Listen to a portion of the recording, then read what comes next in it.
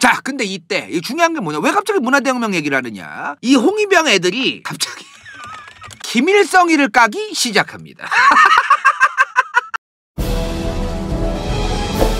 권력으로 읽는 세계사 2.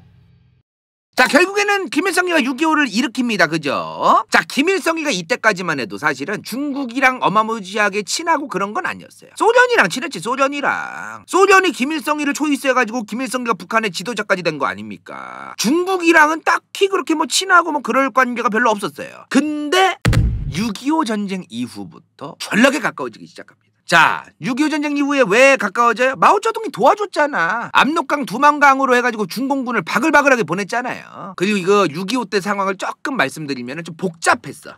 뭐가 복잡했냐? 자, 메가더 장군이 인천 상륙작전 하잖아요. 그죠? 그 두만강 압록강까지 치고 올라오잖아. 유엔군이랑 미군들이 이제 압록강 두만강까지 다 먹으려고 그랬어요. 근데 이때 소련이 뭐라고 얘기하냐면은 김일성한테 야, 일단 소련으로 들어와라. 이렇게 얘기를 해요. 아니면 만주 쪽으로 튀어라. 만주 쪽으로 튀어 있어라. 근데 이때 소련은 이런 식으로 만주 쪽으로 튀라고 하는데 중국은 스스로 군대를 보냈잖아요. 직접 보내줬잖아. 물론 그거는 저번에 그 중로관계 편에서 말씀드렸지만 소련의 오더가 있었고 중국도 보내기 싫었지만 결국에 보낸 것처럼 이제 그 알려져 있는데 그런 것 때문에 보내긴 했지만 어찌됐든 중국이 직접적으로 피 흘려준 건 중국이잖아요. 중국도 내부에서 얘기가 많았어요. 우리도 지금 내부에서 개판인데 무슨 북한을 도와주냐. 소련이 중국한테 북한 도와주라고 이제 오더 내릴 때만 해도 중국 안에서도 소련 쟤네들 요거 개바다 쌩까야 된다. 이 개 같은 거. 저 말도 안 되는 소리 하는 거다 저거. 이러면서 막 그랬었어. 그러다가 이제 갑론을박이 있다가 보낸 거란 말이에요. 만약에 중국이 소련의 오더를 안 듣고 북한 지원을 거부했다면 김일성이는 당시 한반도를 벗어나서 한참 동안 못 들어오고 있었을 수도 있습니다. 그랬을 수도 있어요. 저 중공군만 아니었으면. 이 사건을 계기로 이제 그 마오쩌둥과 김일성이 관계가 좀 좋아진다. 이거랑 관련해서 무슨 마오쩌둥이 김일성이를 너무 이쁘게 보고 있었고 항일 투쟁의 일원으로서 높게 평가를 해서 우리가 도와줘야 된다. 뭐 이런 사족을 자꾸 달아. 그 사족이 주요한 이유인 것처럼 얘기하면 안 됩니다. 중국 입장에서도 본인들하고 국경을 맞대고 있는 북한 지역의 친미 국가, 본인들과 사이가 더러운 국가, 이런 나라가 생기면 안 되는 판단도 있었던 것이고 여러 가지 판단이 있던 거예요. 근데 이거를 자꾸 사족을 달아가지고 마오쩌둥이 김일성이를 같이 일본이랑 맞다이 까준 김일성이를 높게 평가해서 준 거다, 보내준 거다, 이런 말을 사족을 우선적으로 다는데 그 사족도 있겠지만 그게 대대적인 이유가 그거라고 보면 안 돼요. 절대로. 그 유튜브 같은 거 보면 그런 얘기를 주요한 이유인 것처럼 얘기를 하는 게 있어요. 절대 그렇게 얘기하면 안 돼. 절대로. 자, 아무튼 간에 6.25 이전까지는 김일성이가 중국과 딱히 그랬는데 마오쩌둥이 중공군을 보내줌으로써 저 때부터 이제 북한이 중국과 상당히 가까운 관계를 유지하기 시작했다 이 말이요. 6.25 이후라고 봐야 돼요. 북중 관계의 관계성은 6.25 이후. 당시의 소련 지도자는 누구였다? 당시의 소련 지도자는 스탈린이었다. 김일성이는 스탈린 동지에게도 너무나 감사했고, 왜? 김일성을 초이스했잖아. 그리고 군사 지원해준 마오쩌둥한테도 전락의 감사를 표했다. 그러나 둘은 사이가 더러웠다. 자, 근데 스탈린이 6.25 전쟁 끝나기 직전이었던 53년 3월에 죽어요. 53년 3월. 이제 6.25 얼마 안 남았는데 이때 스탈린이 죽어요. 자, 그리고 소련의 그 다음 지도자가 누구야? 김일성이랑 만나가지고 꽃 들고 있는 이 할배 흐르쇼프였다. 흐르쇼프 뭐라고 했어 저번 시간에? 스탈린을 오지게 깠다. 1956년부터 스탈린은 비이성적인 폭군이다. 저 사람은 독재주의자였고 어마무시한 대숙청을 했고 이런 식으로 깠다 이 말이요. 자, 이때부터 김일성이가 난처해집니다. 반짝 쪼개고 있긴 한데 난처했어요. 김일성이 앞서가지고 제가 뭐라고 했어요? 만주파다. 그리고 중국 공산당에 속해가지고 예난시에서 활동하던 사람들은 연안파다. 소련에 살던 고려인들 중심으로 있던 사람들은 소련파다. 당시 연안파랑 소련파 1950년대 중반만 해도요, 북한이 김일성이 한 명을 중심으로 돌아가는 나라가 아니에요. 김일성이를 중심으로 중앙집권이 완벽하게 된 시기가 아니야. 55년이면 56년이고 요 시기만 해도 연안파와 소련파뿐만 아니라 다양한 곳에서 꼭 이 파별로 그냥 다 나뉘어진 건 아닌데요. 연안파에 속해 있던 사람들 중에서도 일부, 소련파에 속해 있던 사람들도 일부, 이런 사람들이 김일성이를 끌어내리고 싶은 사람들이 꽤 있었어요. 아까도 말했지만 김일성이는 지도자급도 아니었던 애가 34살에 지도자 된 거 아닙니까? 그죠? 근데 그 지도자급도 아닌 김일성이를 지도자로 만들어준 사람이 누구야? 스탈린이다. 근데 저 지도자급도 아닌 김일성이를 지도자로 만들어준 스탈린을 까는 게 흐르쇼프죠. 그죠? 자, 여기서 이제 북한의 김일성이 입장에서 난처하다 이 말이요. 뭔 말인지 이해되세요? 자, 북한의 김일성이 입장에서는 한창 자기 중심으로 우상화를 해야 되고 자기가 절대적인 위대한 영도자 김일성 주석 이렇게 작업을 하려고 하는데 잘 나가고 있는데 지금 흐르쇼프가 갑자기 스탈린을 까니까 기회는 이때다. 김일성이를 탐탁치 않게 생각하던 북한 내부에 있던 수많은 그 고위급 인사들이 김일성이 반대 운동을 시작합니다. 그래서 56년 8월에 김일성이가 자기한테 반대하는 사람들을 반동노무 새끼들이라면서 싸그리 잡아 죽입니다. 그렇지, 8월 종파 사건. 이거를 8월 종파 사건이라고도 해요. 근데 이 단어 뭐 외우지 마세요. 어려워. 자, 이때 하여튼 자기 반대파들을 오지게 잡아 죽여. 저런 배경이 있던 거예요. 그러니까 이거를 단순하게 마치 뭐 1956년 8월에 김일성이가 날 잡아가지고 이 씨발놈들 이거 더럽게 개기네 개새끼. 야, 56년 8월에 조금 저 메타작 할 날로 좀 정하고 조금 저 말복 중복 사이에 좀 삼계탕 빨면서 요 사이에 딱 삼계탕 한 그릇 하고서 이 새끼들 조지는 날로 저게 그냥 정한 게 아니라 흐르쇼프가 스탈린을 까기 시작했던 그 타이밍에 얘네가 반대 집회를 실제로 김일성이 반대를 하면서 나댔고 그 나대는 것 때문에 모아가지고 잡아 족친 거죠. 자, 근데 이때부터 중국이 북한을 이 새끼 봐라. 저 요렇게 봅니다. 근데 이거는요 전부 다 소련이든 중국이든 만한 국가. 요런 게 있었다고 봐야 돼요. 소련이나 중국 입장에서는 북한의 김일성이가 뭐 저때 핵무기 있을 때도 아니고 아주 뭐 쪼만한 국가니까 당연히 우리 눈치를 보면서 나라 운영을 해야지 이 새끼가 이런 걸 당연하게 생각하던 게 있었어. 자, 근데 김일성이가 숙청을 했다 그랬습니다. 김일성이가 그 숙청한 사람들 사이에는 여러 사람들이 있었어요. 그죠? 연안파랑 소련파, 만주파도 있고 뭐 여러 사람이 있었겠죠. 그죠? 근데 연안파가 뭐라 그랬어 아까? 중국 공산당에 포함되어서 연안이라는 도시를 중심으로 중국 공산당과 함께 활동하던 사람들이 예난파야. 근데 이 사람들을 그냥 김일성이가 지 맘에 안 든다고 다 잡아 조지니까 중국 입장에서는 우리를 들어하나 이 새끼야. 우리 눈치도 좀 봐가면서 연안파를 족쳐야지. 이 새끼 김일성이 얘는 뭐야? 뭐 우리 중국 출신이고 뭐 우리 중국과 연줄이 있고 뭐 그러든가 말든가 그냥 나 김일성 지한테 반대하면 그냥 내 마음대로 뭐 잡아 조지겠다 뭐 이런 거야? 뭐야 이거? 이 새끼가 선을 넘네 이거. 요런 거죠. 뭔 말인지 이해되시죠? 요런 느낌. 북한이라는 나라 안에 저 연안파 사람들이 꽤 있어야 중국 입장에서도 야, 북한의 김일성이 연안파 사신들 좀 보내. 외교관으로서 좀 연안파 애들 좀 보내봐. 그럼 연안파 애들 만나가지고 마오쩌둥이 야, 이번에 북한 너네 우리 중국 위해 가지고 요런 거 좀 해줘라. 대신에 우리가 조공책봉 마냥 조공 줄 테니까 하사할 테니까 뭐 요런 거 도와주고 요런 대화를 잘하기 위한 그 세력으로서 북한 안에 연안파가 있을 필요가 좀 있었을 거예요. 중국 입장에서도. 그죠? 연안파 사람들도 꽤 많이 잡아 족치다 보니까 김일성이가 그래서 이 시점부터 그리고 연안파만 조진 게 아니야. 여기 보면은 뭐 있어? 요 소련파. 지금 요거 그 연안파랑 소련파 둘 다 조졌다는 건 뭐예요? 56년 8월에 저 정적을 학살한 숙청을 오지게 한 그 날로부터 북한이 소련 중국 둘 다 관계가 틀어지기 시작합니다. 북한과 중국 소련 관계가 틀어지기 시작했다. 자, 근데 저번 편 기억나시나요? 이 둘도 1960년부터 작살이 났다. 서로 가짜 공산주의자라면서 까고 소련은 가짜 공산주의다. 중국 공산당 니네 계속 나대면 우리 소련은 핵무기를 갈길 거다. 이러면서 관계가 작살이 났다. 언제? 1960년에. 요런 일이 있었다 이 말이야. 요런 일이. 자, 그러면서 이 타이밍에 중국의 마오쩌둥이 북한한테 편지를 보내요. 일성아 뽀찌 줄게 만나자. 요런 편지가 와. 요런 편지가. 자, 그리고 소련도 자기들은 이제 중국이랑 사이가 안 좋아졌잖아요. 그 사이가 안 좋아진 중국이 김일성이한테 뽀찌 준다고 만나자고 하니까 그렇게 결국에 1961년 북한은 소련이랑도 동맹조약을 맺고 중국이랑도 동맹조약을 맺게 됩니다. 두 국가와 같이. 아, 대박 아닙니까? 타이밍 기가 막혔다 이 말이야. 중국과 소련의 관계가 안 좋아지면서 북한 입장에서는 얻어낼 거를 다 얻어낸 거죠. 양국으로부터. 어장관리 15접고. 이걸 굳이 꼭 까보면 뭐야 결국에는 이게. 당연히 당시 소련과 중국 둘 다 김일성이가 탐탁치 않고 짜증은 나지만 별로 그렇게 자기들 말도 안 따르고 그러니까 김일성이가 짜증은 나지만 소련과 중국이 저그들이 사이가 틀어진 입장에서 갑자기 중국이 일성아 뽀찌 줄게 만나자 이러니까 소련 입장에서도 중국이랑만 북한이 친하게 지내면 안 된다. 요러한 상황이 지금 이러한 그 북한에게 개이득인 요런 상황을 만들어냈다 이 말이야.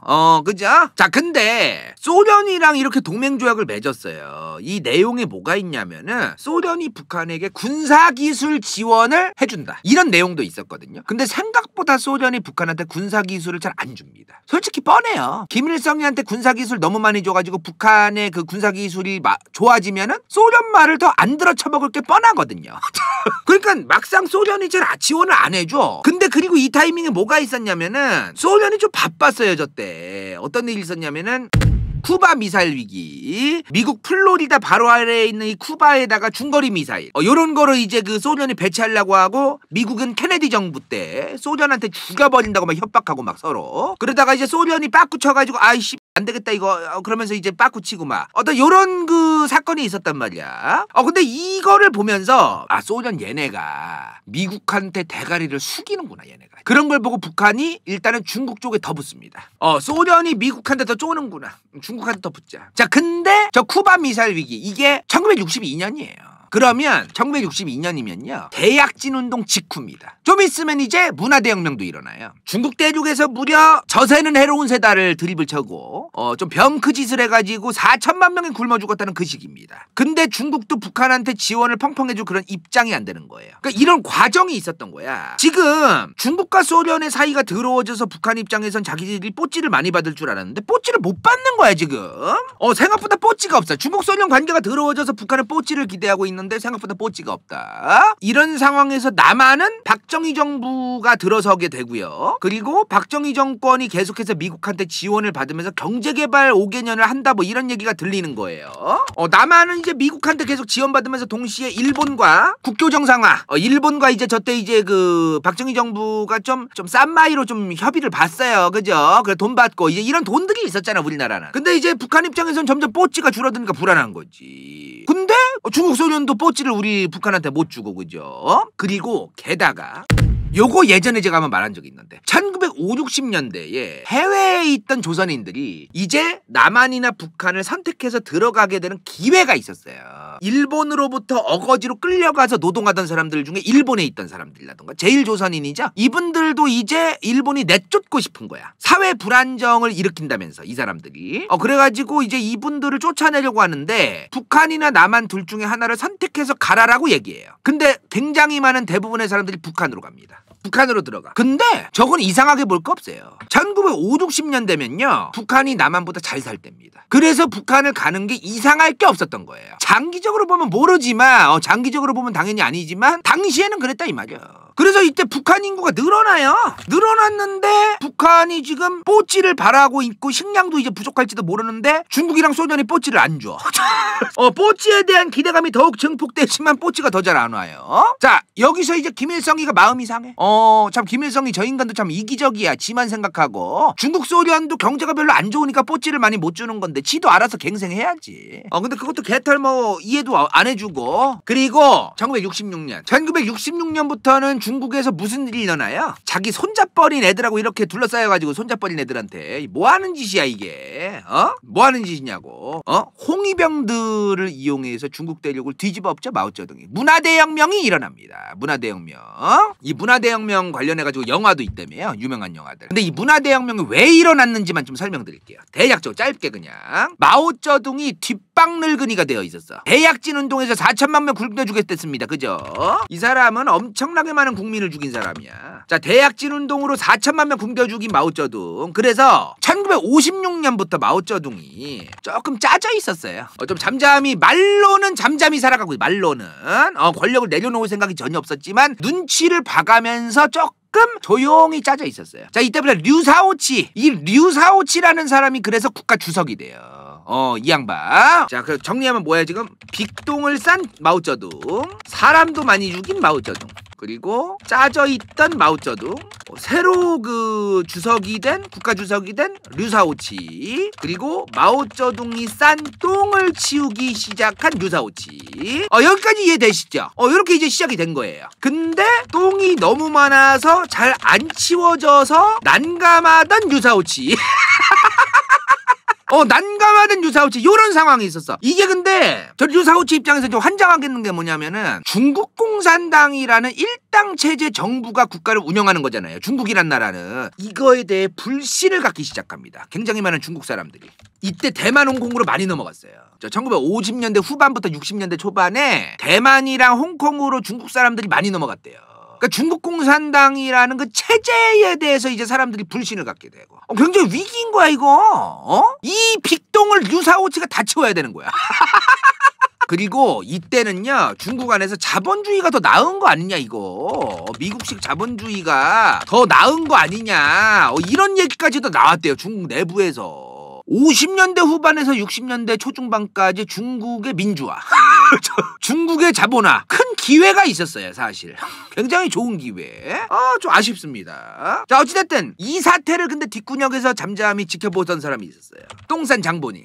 이 사태를 가만히 지켜보다가 마오쩌둥이 자기가 싼 똥 때문에 저렇게 된 거 아니야. 근데 갑자기 마오쩌둥이 튀어나와서 이상한 모자 쓰고 막 빵모자 같은 거 쓰고서 학생들 사이에 둘러싸여가지고 갑자기 말을 떠들기 시작해요. 노인네가 혈압 오르게. 지가 싼 똥 때문에 저렇게 된 건데 지금 중국이 개판이 나고 있다. 미국물이 잘못 들어오고 있다. 우리 중국의 공산주의 사상, 중국식 공산주의 사상, 마오쩌둥의 공산주의 사상, 마르크스 레닌 마오쩌둥 사상, 내 얘기하잖아 저번에도. 자기들 개 같은 거 요거 딱 마오쩌둥 끄트머리에 딱 얼굴 면상 박아놓은 거, 요 사상이 제대로 지금 뿌리 내려야 되는데 제대로 안 잡히고, 이 지들 조금 대학 나오고 유학 갔다 왔다고 옛날에 이 지식분자 새끼들, 똑똑하다고 지금 나대고 앉아있고 안경 끼고 이 새끼들, 자기들 좀 잘났다고 아는 척하고 이런 새끼들이 나라를 망치고 있다 지금. 서양과 관련된 것들을 방관하고 공산주의 사상을 제대로 알리지 않아서 류사오치가, 그래서 지금 나라 꼴 개판이 났다면서 홍위병들을 선동해요. 지가 싸더니 갑자기 억가를 하면서 홍위병들을 선동한 거지. 야, 저거는 내용 보면 개판이야 진짜로. 저렇게 뻔뻔할 수가 있어? 진짜 뻔뻔해요 저 사람. 확실히 권력이 좋기는 좋나봐. 저렇게 뻔뻔할 줄도 알고. 자, 진짜 홍위병들 얘네 심각했어. 중국에서 똑똑하다 싶은 사람들은 여기 없어요. 다 조금 벼어. 솔직한 얘기로. 이거 왜 그렇게 얘기해야 되냐면은, 니까짓게 똑똑해서 감히 우리 마오쩌둥 동지의 말씀을 어기면서 니 멋대로 하려고 그래. 그러면서 잡아족쳤어요. 니까짓게 조금 똑똑한 척하고 공부한다고 안경을 끼고 다녀 하면서 안경 박살내고 그러던 애들이야 얘네. 그래서 좀 빈 애들이 많아 여기에. 이거 비하가 아니라 벼으니까 저런 짓을 하는 거예요. 안 벼는데 어떻게 저런 짓을 해. 그래서 좀 든 사람들은 다 적이 없어 지금. 다 작살낸 거야 그런 사람들은. 그게 바로 문화대혁명이야 그게. 이게 문화대혁명이다.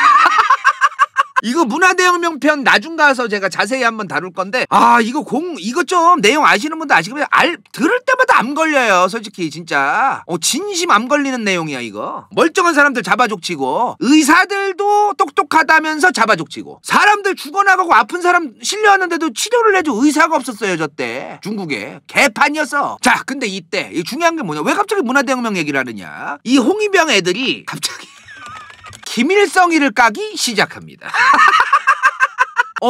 굉장히 좀 재밌는 얘기가 있는데, 갑자기 김일성이를 까기 시작해요. 그러면서 얘네가 이제 김일성이를 까면 뭐라고 왜 까냐면은, 베트남 호치민, 베트남 북베트남 있잖아요. 북베트남 남베트남에 호치민이 북베트남 아니요. 우리 중국은 북베트남의 호치민을 중심으로 한 저 공산주의 동지들을 도와주기 위해서 이제 정신 차리려고 한다. 마오쩌둥 동지의 말씀하에. 개 조지나 나중 가면 싸웁니다. 근데 솔직한 얘기로 베트남하고 중국도 역사적으로 사이가 안 좋아요. 그래서 어쨌든 그 당시에 홍위병들은 우리 공산주의 동지인 호치민 동지를 김일성이는 도와주질 않는다. 지금 남한의 박정희는 미국이 지원해달라 그래가지고 남베트남에 엄청나게 많은 그 월남전에 파병하고 군인들 파병하고 그런다는데, 김일성이 너는 지금 뭐 하고 있느냐. 호치민을 위해서 파병도 안 해주고 이러면서 까는 거예요.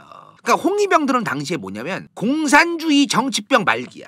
진짜로 뭐든지 그 공산주의 다른 공산주의 동지들을 위해서 노력을 조금이라도 안 한다. 그럼 넌 반동새끼다. 넌 욕 처먹어야 된다. 너는 종북좌파다. 너는 토착외구다. 뭐 이런 거 있잖아요. 뭐만 하면은 뭐 이런 거야. 얘네들은 진짜 심각한 애들이어서 싸잡아서 그냥 까는 거야. 자기들 마음에 안 들면 몰려가가지고. 자, 그러면서 1960년대가 되면서 중국과의 관계가 북한이 또 안 좋아집니다. 마오쩌둥은 속으로 안 좋아질 생각이 없었겠지. 근데 마오쩌둥이 뒷방 늙은이였는데 김일성이를 오지게 까는 이 홍위병들을 중심으로 다시 집권하려고 손잡버린 애들 이용해서 이러고 앉아있잖아요. 얘네들 잘 이용해야 되는데 얘네가 김일성이 욕했는데 김일성이랑 계속 친하게 지내는 거 보여줘야겠어? 아니잖아. 그래가지고 이제 또 관계가 좀 그냥 그랬어요. 자, 근데 이 1960년대 중반에 64년도에 소련의 지도자가 바뀝니다. 요 타이밍에 브레즈네프 둘이 만나요? 이 사람 좀 빠마 좋아하나 보더라고. 아무튼 김일성이랑 브레즈네프가 만났어. 이렇게. 자, 이 양반이 이 브레즈네프가 중국이랑 북한이 지금 저 홍위병들의 병크 때문에 사이가 더러워졌다. 근데 소련도 중국이랑 사이가 안 좋다 그랬습니다. 이번 기회에 소련이 북한한테 지금 지원 좀 더 해주면서 중국을 고립시키자. 그리고 북한이랑 소련의 관계가 좀 더 좋아지자. 그리고 중국 쟤네들 지금 미쳤다. 선 넘었다. 무슨 아무리 지금 공산주의가 좋고 막 그래도 그렇지 마오쩌둥 쟤는 무슨 홍위병을 이용해서 무슨 답도 없다. 저 나라 지금 답도 없다. 그래서 1966년에 이 김일성이랑 브레즈네프가 만나. 둘이 만나가지고 엄마무시하게 친해져요. 그리고 이때 북한이 나무를 베는 그 러시아는 이제 펄프 나무 같은 거 베는 벌목자들 필요하잖아. 벌목 노동자들 엄청 힘들대요 그거. 나무 베는 벌목 노동자들 이 양반들을 우리 북한이 파견하겠다. 외화 벌어야 될 거 아니야. 김일성이가 대신 좀 싸게 노동력 좀 싼 마이로 보내겠다. 대신 소련 너네가 우리 북한에게 원조를 좀 팍팍 해줘라. 요런 이제 쇼부를 쳐 둘이. 이 1960년대쯤에는요 중국은 중국대로 마오쩌둥과 홍위병들이 지그들끼리 짱짱긋 이지랄하고 있고 얘네들끼리 연애 중이었고, 그리고 북한은 북한대로 뭐가 급했냐? 김일성이 신격화.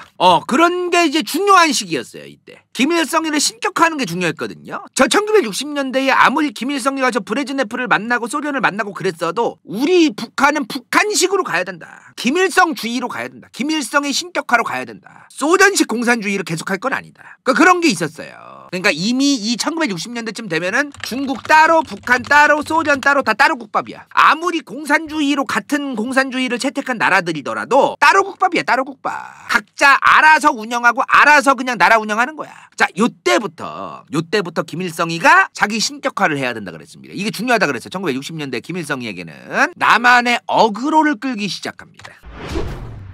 인생 동반자 좋기 반니 성형외과 새벽구름 간다요 후원자 당근 이카로 정유지 부처 vs 더 월드 은빛마술사 카논엔 이름 없음 갱가 합성이와 겨루 사서 배부른 다람쥐 진우파 영민차 김도훈 시우필 이건 재밌을지도 몰라.